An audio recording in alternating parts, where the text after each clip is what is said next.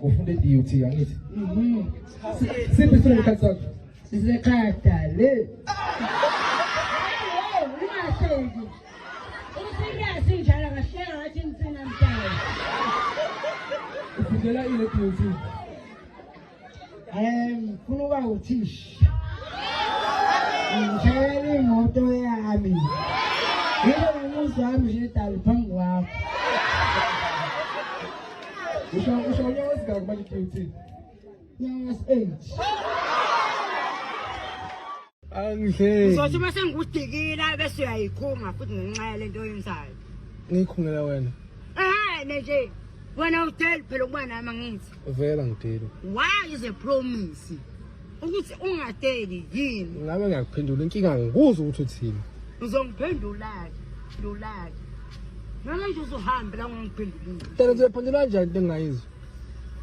ngifuna nje ungiphendule ukuthi unobani endlini ngeke ngihambe la ngiphendulanga angiye ekhaya namhlanje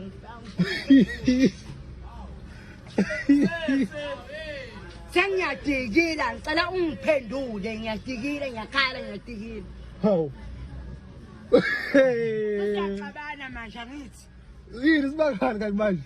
cha phela ngicela ungiphendule ukuthini angiye ekhaya ungakangiphendule impendulo ukuthini ngibuza ukuthi unobani endlini ngifuna ukwazi lapho kuphela ngihamba no mama mina ngikutshela iqiniso ngelinye ilanga ngothatha intaba mina phezulu ungayenza ngizoba yini manje mina umuzi ngiyakutshela ke ngizokwenza noma ungakhala noma ungenzani ngizokwenza ungayikhungi dali ngiyacela kana ungihlukumeza la uyangithanda kodwa wenza into wrong manje thini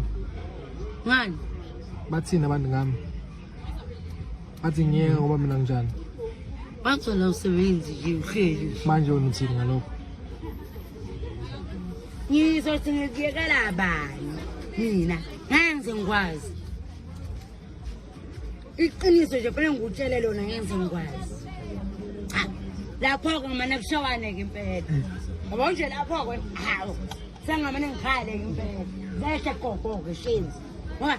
wena dala yonke le mesi yipi mess manje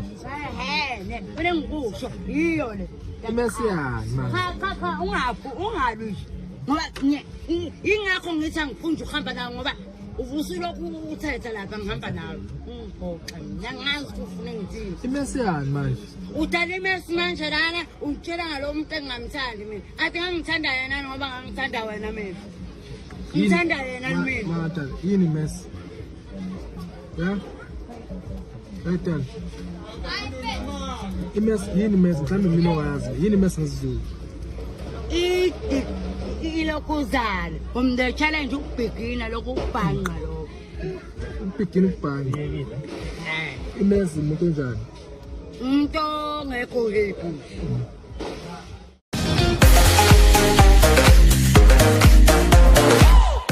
happy everyone, welcome back to Sunday Live Chain. Thank you so much guys for tuning in. Well guys, TikTok ke usumthathe wambeka esicongweni uSithembile Dlamini abaningi abamazi ngokuthi ke uMadlamini wodumo lapha yana ke ku TikTok sabaningi uMadlamini bahlangana lapha ku TikTok ubeshutha nanombani kodwa ke manje guys uMadlamini useyi celebrity leli la ngempela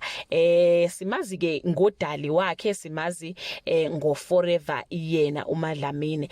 osekushintshile ke manje ukuthi ke uMadlamini ke usephenduke usaziwayilo wangempela nanokuthi ke guys useyaqashwa uMadlamini mawufuna ukumqasha ke ungabheka ama details akhe lapha na ku social media unandisa imcimbini and abantu ke bayamthanda kakhulu uyaqhubeka guys nokuthi ke adlisele inxanya abaningi besifazane uMadlamini nange Valentine guys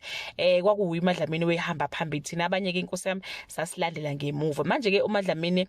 uhamba ke imicimbi umenywa ngapha nangapha ngiyacanga ukuthi ke ne diary yakhe igcwele guys kumanje ke uMadlamini guys umenywe njengesicukthwane kumasipala wasemlalazi ukuthi ke ayonandisa khona njengoba kuyinyanga yabantu besifazane nje uMadlamini ke uzobe ngahambi yedwa uzobe kukhona nabasakazi bokhozo okubalwa ke noPhindi P obuye ke abe umculi wegospel kuphinde kube khona ke uThobekile wodumo lweyidudla ke guys uMadlamini ke uhamba nama celebrity ngampela ke manje uMadlamini guys hayi ku level ngampela very soon sizombona eParliament nena ke abanye ama celebrity guys ngicela ngikwa screenshot lapha emafonini kodwa uMadlamini uhamba nawo ama celebrity like yo hayi uphethe lo wasisi shem kuningi guys kazoba kuningi njengoba ke siphetha inyanga ke kaAugust guys yeah if yamthanda Madlamini ngicela udlule ngecomment la ngenzansi bye.